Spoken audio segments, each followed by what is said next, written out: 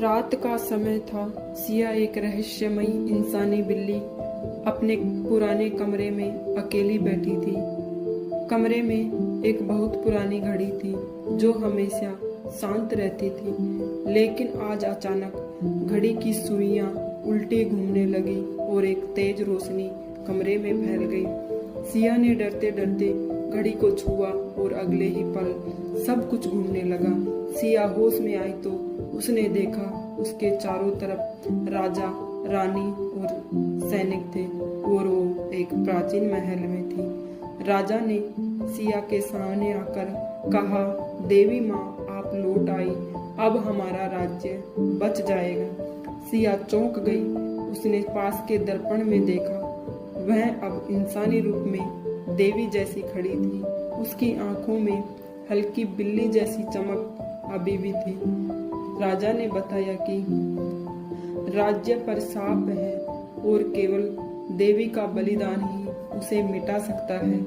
सिया को एक कठिन विकल्प दिया गया, या तो वो अपना असली रूप वापस पाकर अपने समय में लौट जाए या राज्य को बचाने के लिए हमेशा वहीं फंसी रह जाए। सिया मुस्कुराई और बोली, कभी कभी वक्त पीछे नहीं जाता। रात का समय था। सिया एक रहस्यमयी इंसानी बिल्ली अपने पुराने कमरे में अकेली बैठी थी। कमरे में एक बहुत पुरानी घड़ी थी जो हमेशा शांत रहती थी, लेकिन आज अचानक घड़ी की सुइयां उल्टी घूमने लगी और एक तेज रोशनी कमरे में फैल गई। सिया ने डरते डरते घड़ी को छुआ और अगले ही पल सब कुछ घूमने लगा।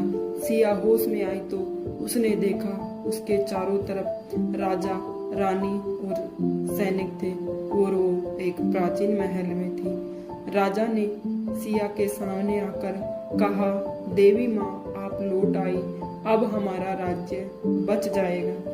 सिया चौंक गई। उसने पास के दर्पण में देखा, वह अब इंसानी रूप में देवी जैसी खड़ी थी। उसकी आंखों में हल्की बिल्ली जैसी चमक अभी भी थी। राजा ने बताया कि राज्य पर शाप है और केवल देवी का बलिदान ही उसे मिटा सकता है।